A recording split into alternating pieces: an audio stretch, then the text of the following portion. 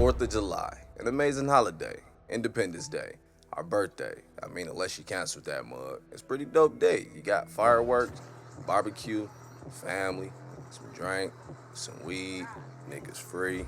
Hey, it's a pretty dope night, man. But either way it go though, I guess we're about to hear 3 times where some people nights were not so dope on this holiday. Want to check out 3 scary true 4th of July horror stories? The original video will be in the description below. Well, let's go.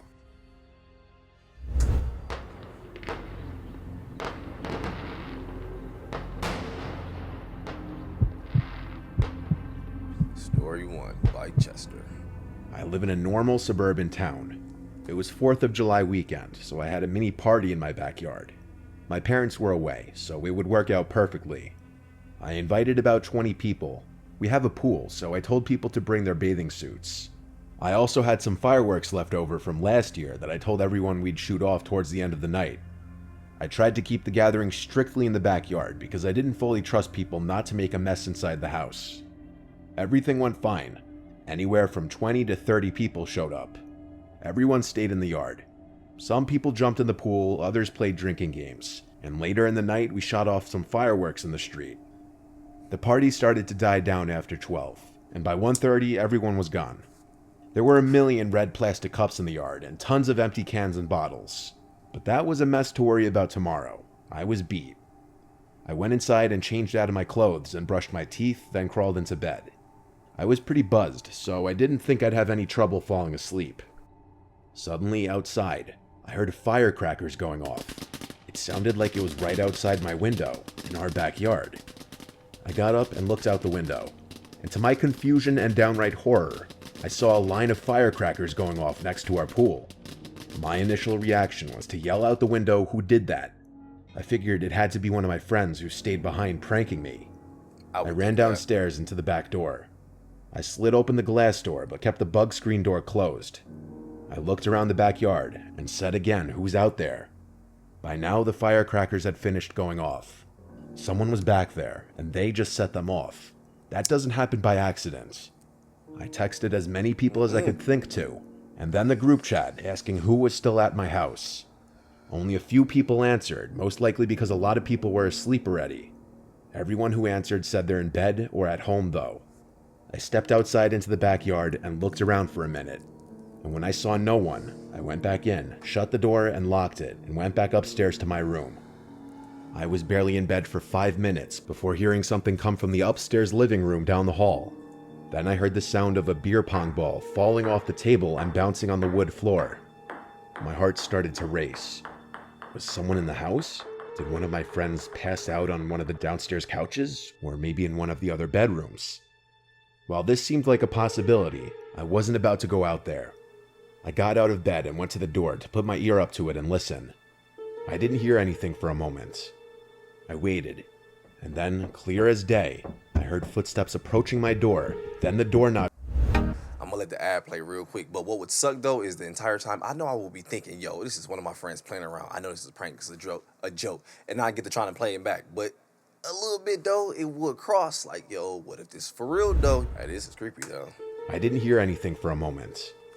I waited, and then, clear as day, I heard footsteps approaching my door, then the doorknob jiggling. The door was locked. There was a loud bang on the door. I screamed through the door to get out of here or I'll shoot you. A deep male's voice on the other side said, "Jay, you in there?" And I heard another deep voice in the room with me say, "Yeah." I turned to the corner by my drawers and realized there was someone there. I screamed my soul out as this man came over to me holding what looked like a gun in his hand. He then put his hand over my mouth and told me to shut up or he'd kill me. He then unlocked the door and opened it, and there was another masked man. They whispered to each other as they had me at gunpoint, now sitting on the bed. One of them then said to me, "Stay right there and don't move." The other guy left the room and went straight to my parents' room. He came back and asked the combination to my parents' safe, which I said I had no idea, which was the truth. There were a total of 3 intruders in the house. One kept me at gunpoint while the other 2 pilfered the house, stealing my mom's jewelry that was left out, along with any other valuables they found.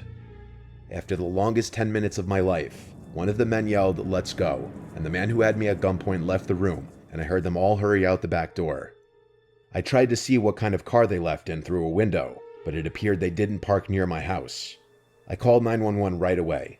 As soon as police arrived, they asked if we had any cameras around the house, which we didn't.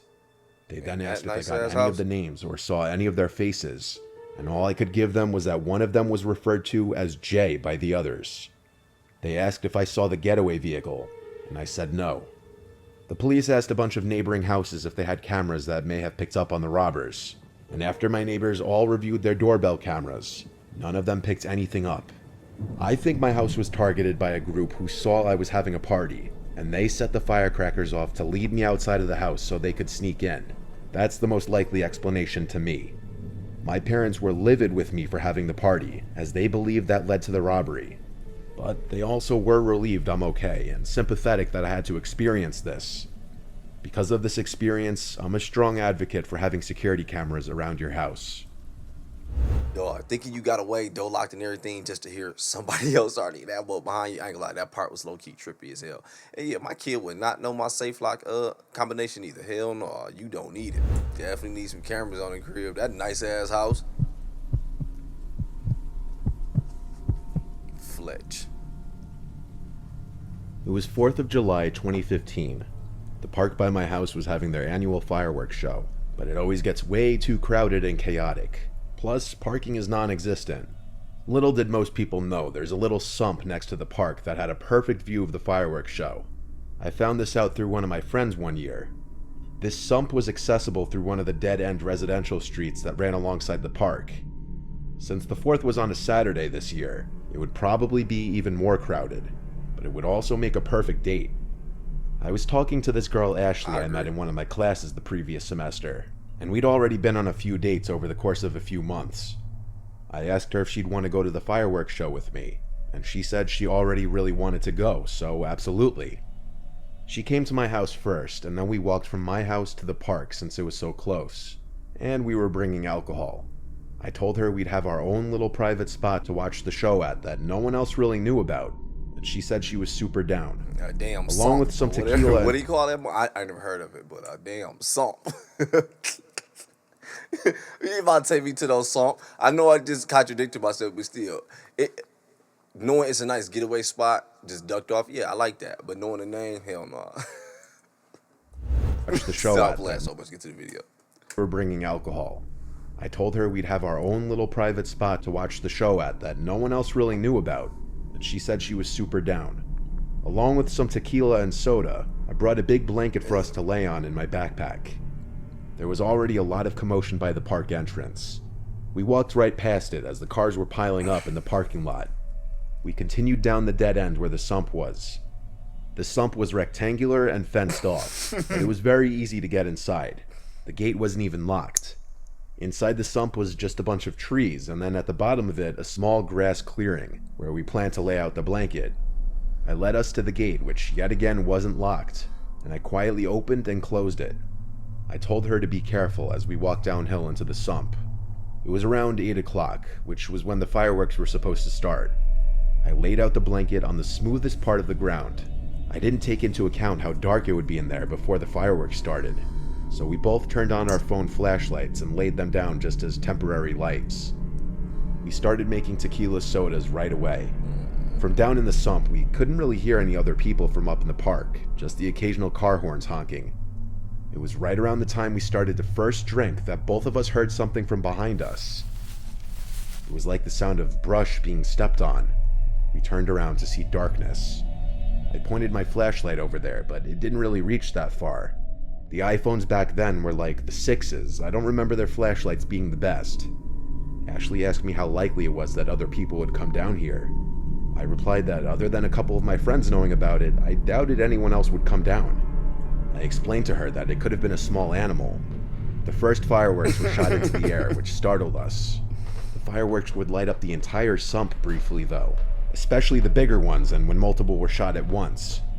At this point, we drank and watched the fireworks for a solid few minutes, before again, I heard something behind us. I don't think Ashley heard it, but she looked back when I looked and asked what I was looking at. I said nothing, not wanting to scare her. This was my idea, after all. But now I was getting paranoid. I decided to turn around and stare into the trees and brush, and as the sump lit up again from multiple big fireworks exploding, I saw a black figure standing in the trees and brush above us. They appeared to be hiding. I whispered, "There's someone up there." She turned and looked, but now it went dark again because there was a short few second gap in fireworks. When the sump lit up again, the figure I saw wasn't there anymore. I surely freaked her out though, because she said she wanted to leave. For fucking sump, man. He trying to hit. That's what he trying to do, goddamn tequila and pop. That's nasty, dog. Unless I don't drink, though. I mean, I don't drink, though, so maybe it's a drink I just don't know about. But that sounds disgusting to me. Sump, man. Because there was a short few second gap in fireworks. I know he's sick. When the sump He's trying to get sump, man, up there. Girl, ain't nothing up there. Come when on, the sump lit up again, the figure I saw wasn't there anymore. I surely freaked her out though, because she said she wanted to leave. Since we were both definitely creeped out now, we agreed to leave while the fireworks were still going, lighting the sump up. I packed up the blanket and alcohol, and of course the fireworks show ended right there. It was now dark and quiet again in the sump, so we turned our flashlights back on and walked up the hill. As we neared the top, I couldn't help but shine my flashlight into the trees in the general vicinity that I saw that figure before, and I felt my heart skip a beat, seeing a black figure again, maybe 10 feet away. It appeared to be a person in a black hoodie or robe with the hood up, even though it was like an 82-degree night. They were standing behind a big tree, but then, as if in response to the light, they started to run through the brush at us. I pushed Ashley along to hurry up as I yelled to go. We got the hell out of there and basically ran down the street until we were around other people. We weren't followed. I'm not sure what that person was doing in there, but it seemed they were stalking us the entire fireworks show, and them running towards us meant they wanted to hurt us. I only saw one person, so I believe they were alone, but I could be wrong. I stayed clear from going in that sump ever again. That wasn't that bad of a story. Yeah, I wouldn't say he was stalking y'all or the figure was stalking y'all. I think y'all were just invading this person's sump because like we heard, hey yo, it was a small spot that no one go to that's blocked off. Of course, someone homeless is probably living in this mug. Sound like you can make it pretty cozy and it's not supposed to have people there anyway. But of course, somebody want to bring their damn girl to the sump and try to get some with some tequila and pop. So I'm just gonna spook y'all up out of here. I mean, or they could have just really been crazy. Oh, Kyle Hoeth. After several friends of mine and I were done lighting off fireworks, one of my friends, Zach, took about 4 of us to this unfinished house in a relatively new neighborhood. 2 of the people became disinterested pretty quickly, so they left before we even started examining the house, leaving only 3 of us, Zach, myself, and Adam. None of the walls were completed on the house. It mainly just consisted of floorboards and 2x4s holding up the place. You could see outside in This most... one sounds familiar, or am I thinking of the church one? Hold up. Myself and Adam. None of the walls were completed on the house. It mainly just consisted of floorboards and 2x4s holding up the place. You could see outside in most parts of the house, and the basement had a cement floor and cement walls. The house consisted of 2 floors and a basement, so 3 floors in total. The steps were completed enough so that we could travel up and down them easily. As we started inspecting the house, Zach told us to keep our phone flashlights off as much as possible because the houses next to us were finished and inhabited, and the people living there might call the cops if they noticed us snooping around. We therefore were mainly just going off the moonlight from outside for vision. The 3 of us stuck together most of the time. As soon as we walked upstairs, we could hear a voice from the main floor or the basement, so we would run downstairs to find out what it is, and as soon as we did that, we would hear a noise from upstairs, so we would run up there. This pattern continued for a good while. We assumed the noises were just the wind knocking over pieces of wood, pipes, or whatever else that was lying around. Or just 1 stay up, 2 go. Just the wind knocking over pieces of wood, pipes, or whatever else that was lying around. Or it was some kind of animal running around the house. Eventually, as we were walking slowly in the basement, trying to discover who or what it was making the noises, I saw someone slowly walking up the stairs next to me. I could see a light emanate from his or her phone, but it wasn't strong enough for me to be able to see who he or she was. I whispered to Zach and Adam, "Is that you?" They both said it wasn't them, and it turns out that they were both right in front of me. Shortly after I asked that, I saw a bunch of pipes that were leaned against the unfinished wall fall over down the stairs. It didn't look like they fell over by accident. It looked like someone deliberately pushed them over. At that point, I knew whatever we were hearing was not an animal or the wind. I knew that someone else was in the house. After that encounter, the three of us stormed out of the house. We all stood on the neighborhood road a decent distance from the house, discussing what just happened. Zach was convinced that the person I saw was one of the two friends who decided to leave earlier. I told him that there was no way it was either of them. One of them was a girl who didn't want to get her shoes dirty, and the other was a guy who was dating this girl and was around her all the time, so I couldn't picture either of them doing that. Know why he left? I tried to convince him that it wasn't them, but he didn't fully believe me. He then realized that he lost his keys and he had to go back in the house to find them anyway. That left Adam and I to stand around to wait for him. As Adam and I were waiting for Zach, I thought I could see a big, dark figure coming from around the right side of the house, but I couldn't tell for sure. We were still trying to not use our flashlights so the neighbors wouldn't notice us. After a few minutes, Zach came back with his keys and said he saw someone in the house again. I told him what I saw. Still convinced that it was our other two friends messing with us, he walked around the left side of the house. Adam and I followed him. When he got to the back of the house, I saw him jump up and say, "Run." We ran away. He later said he saw a tall, dark figure reaching his arms up and slowly moving towards him. I ran out to the road in front of the house. I thought both Adam and Zach were following me, but I could only see Zach behind me. When I stopped running, there was a giant dumpster in front of me. I was on the left side of it and Zach was on the other side. I saw Zach look to his right, to an area behind the dumpster that I couldn't see from where I was standing. I heard him say, "We don't want any trouble." He then told me to run to his truck. He drove me to the house in his truck and Adam drove separately.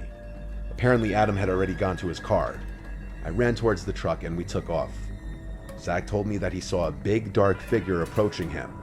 After he said, "We don't want any trouble," he saw the figure going behind the dumpster, heading in my direction, and that's why he told me to run for the truck. Adam later mentioned that as he took off in his car, he saw three figures running after him in the rearview mirror.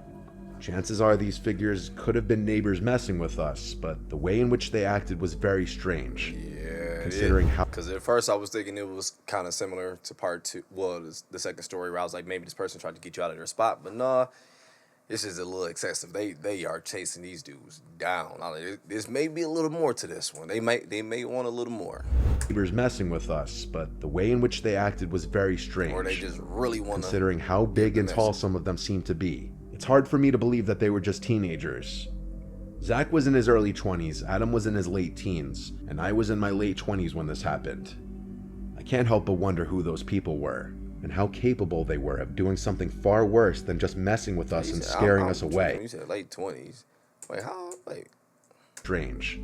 Considering how big and tall some of them seemed to be, it's hard for me to believe that they were just teenagers. Zach was in his early 20s, Adam was in his late teens, and I was in my late 20s when this happened. That's I can't a help weird but wonder age who group. those people were, and how capable they were of doing something far worse than just messing with us and scaring us away. I can't help but wonder if maybe they were some weird members of a cult who regularly got together in that house late at night, and that's why they were trying to scare us away. Since this was the 4th of July, there was a bigger chance of weirdos walking around. But Zach said that there were people who chased after him another time he was at that same house. I wasn't there with him that time, so I can't go into too much detail on that story, but I wonder if those were the same people. That sump story was pretty creepy, I ain't gonna lie, because it did sound like a cool little getaway for a little dating spot, whatever, but it also sounded like a cool little spot to set up home if I ain't got nowhere to live at. But either way it go, I'm definitely glad no one got hurt in these stories as well.